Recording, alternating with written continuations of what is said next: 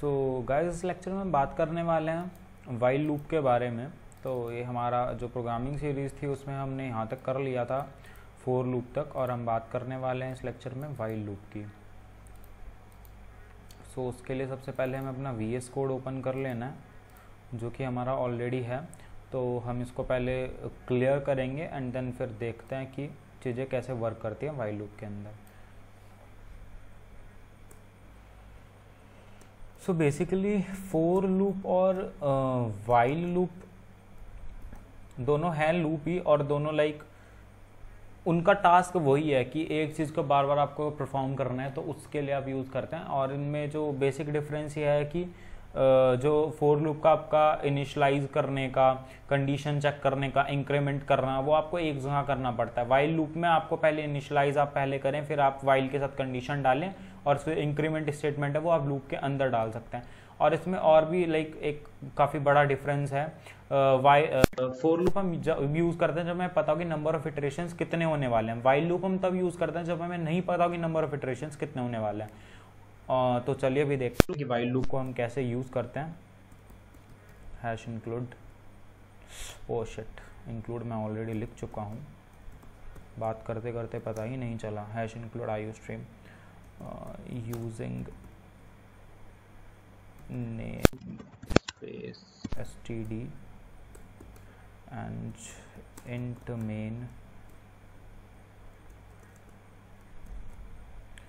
Integer हम define कर लेते हैं। इसमें हम int I की वैल्यू हम 0 रख देते हैं। It's not O, it's 0।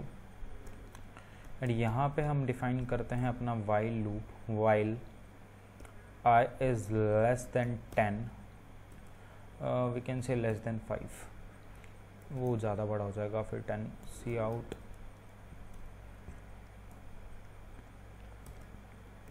C++ is object oriented programming plus FUNCTION function. C++ हम आपको बता चुके हैं कि ऑब्जेक्ट ओरिएंटेड प्रोग्रामिंग बोला जाता है, बट वो फंक्शन ओरिएंटेड भी है और ऑब्जेक्ट ओरिएंटेड भी है। तो यही हम प्रिंट करने जा रहे हैं अपने वाइल लूप के हेल्प से, रिटर्न 0। और अब हम देखते हैं कि हमारा रिज़ल्ट आता है कि नहीं आता है। व्हाट इज़ द एरर, कहीं हमने कुछ छोड़ दिया है आई गेस। ओके,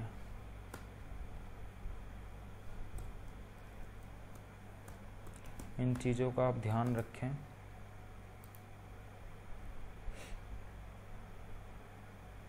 तो 1 minute, C++ is less, I is less than.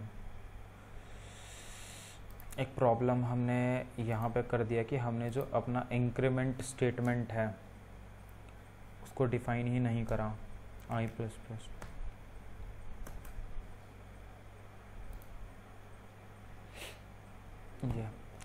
तो ये हमारा, हमने यहाँ पे क्या करा, हम फोर लूप में क्या कर रहे थे, फोर लूप में हम, ये रहा हमारा for loop test for loop में हम क्या कर रहे थे, यहीं पे इनिशियलाइज कर रहे थे, यहीं पे कंडीशन चेक कर रहे थे, और फिर यहीं पे इंक्रीमेंट वाला भी डाल रहे थे। वाइल लूप में ऐसा नहीं है। वाइल लूप में आपने पहले इनिशियलाइज कर दिया, फिर यहाँ पे आपने कंडीशन चेक कर दिया, और फिर यहाँ पे आपने इंक्रीमेंट स्टेटमेंट डाल दिया। ठीक है, तो इसमें भी सेम काम हो रहा है कि आई हमने 0 डिफाइन कर दिया, आई एक इंटीजर, इसको हमने 0 डिफाइन कर दिया है